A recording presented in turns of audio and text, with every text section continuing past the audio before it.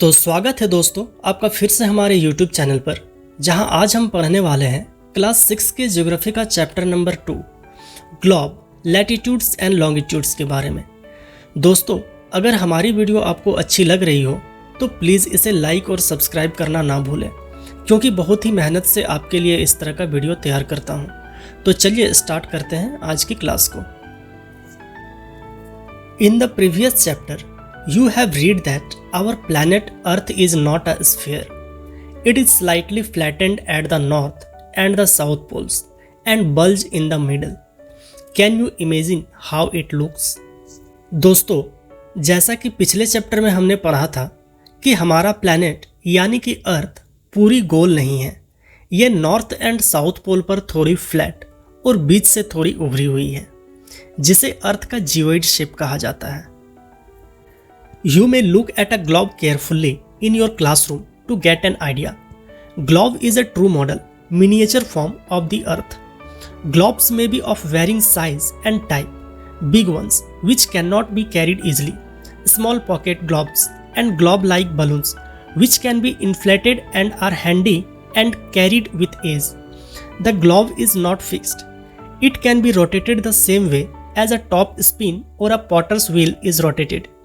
On the globe, countries, continents and oceans are shown in their correct size. अब देखिए दोस्तों, आपने अपने घर या स्कूल में ग्लोब देखा ही होगा। ये हर जगह आपको अलग अलग साइज के देखने को मिल सकता है, लेकिन इसे अर्थ का ही एक छोटा मॉडल कहा जाता है, जिसमें कंट्रीज, कॉन्टिनेंट्स एंड ओशियंस को करेक्ट साइज में दिखाया जाता है।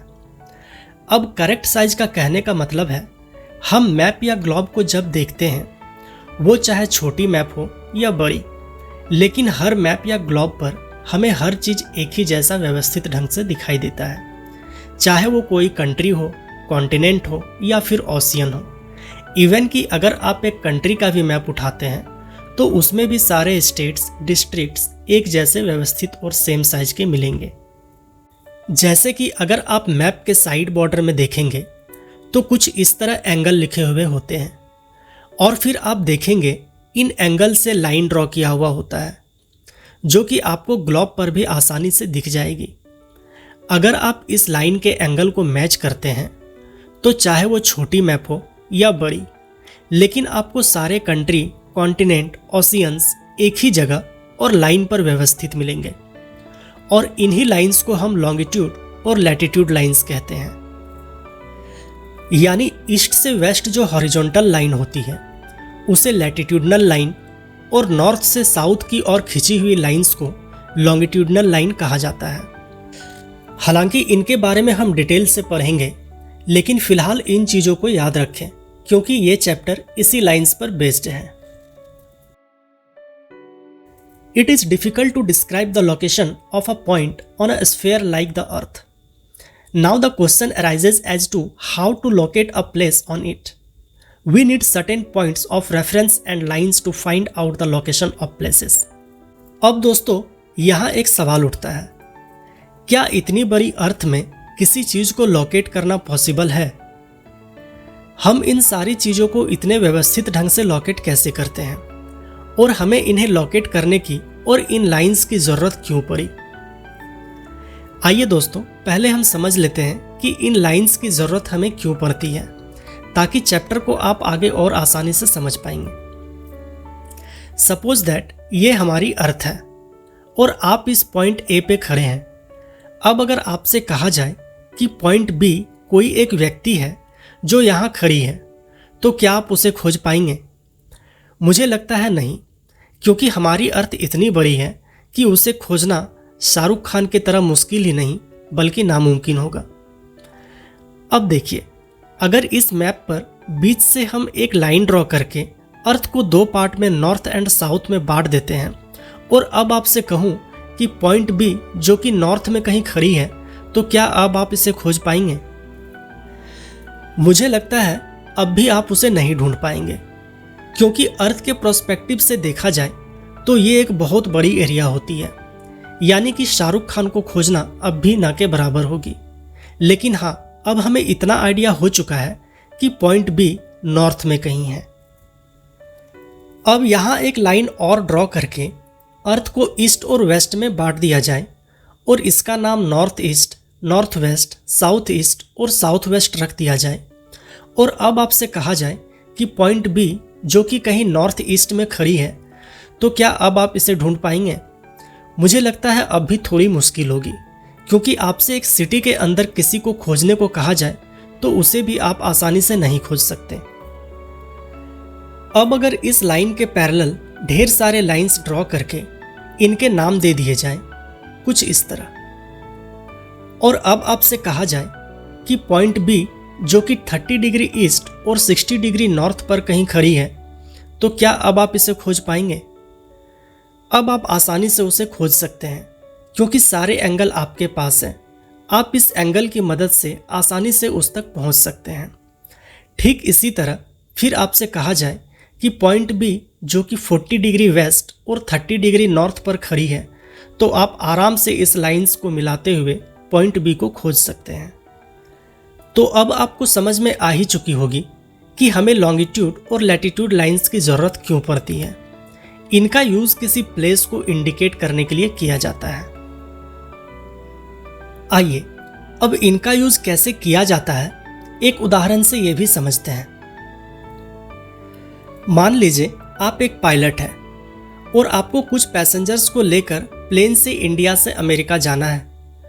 अब इस कंडीशन में ना आपके पास रोड है और ना ही ट्रेन की पटरी कि जिधर चाहे सिग्नल मिला और घुस जाओ, क्योंकि एरोप्लेन जिस हाइट पे उड़ती है वहाँ सिर्फ आपको बादल ही दिखते हैं।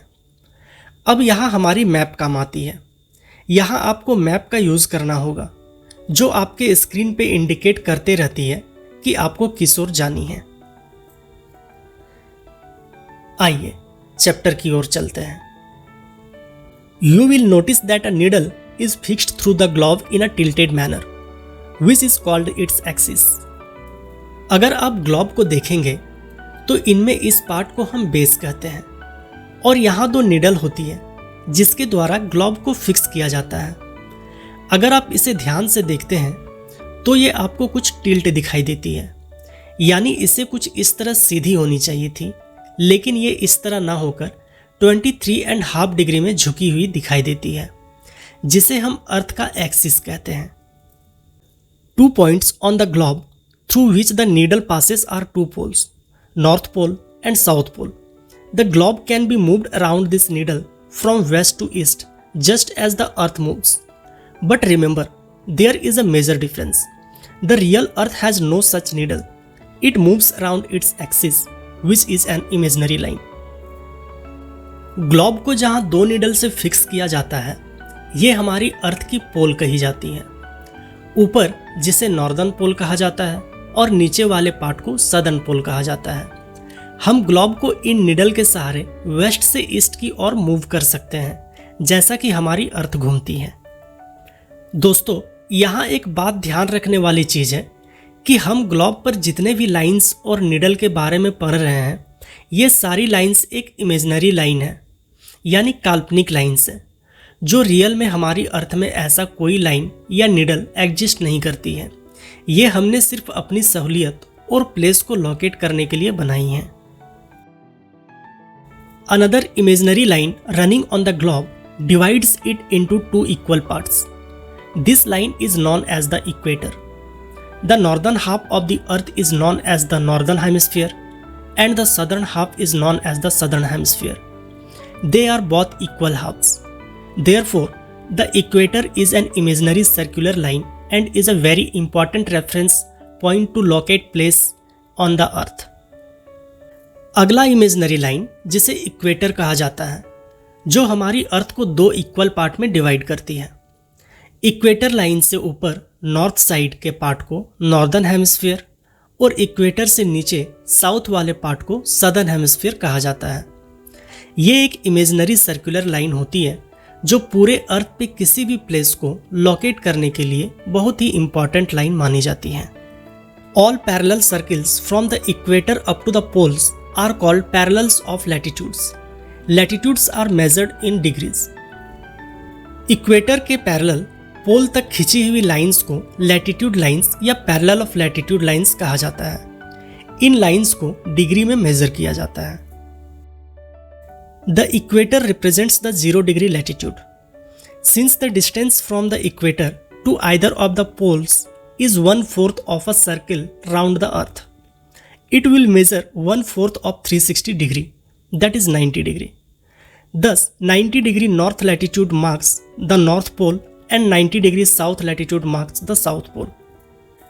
अब ये जो इक्वेटर लाइन होती है ये 0 डिग्री को रिप्रेजेंट करती है। इक्वेटर से पोल तक का डिस्टेंस चाहे वो नॉर्थ पोल में हो या साउथ पोल, वो पूरे अर्थ के एक सर्कल का यानी 360 डिग्री का 1/4 होता है, दैट इज 90 डिग्री। अब दोस्तों यहाँ आप सोच रहे होंगे कि हम इसे डिग्री में कैसे मेजर कर रहे हैं, क्योंकि ये लाइंस तो सर्कल है। तो आइए पहले समझते हैं इसे, ताकि आप और अच्छे से इसे समझ सकें। देखिए, इन एंगल्स को ड्रॉ करने के लिए पहले अर्थ को 2 पार्ट में डिवाइड करते हैं।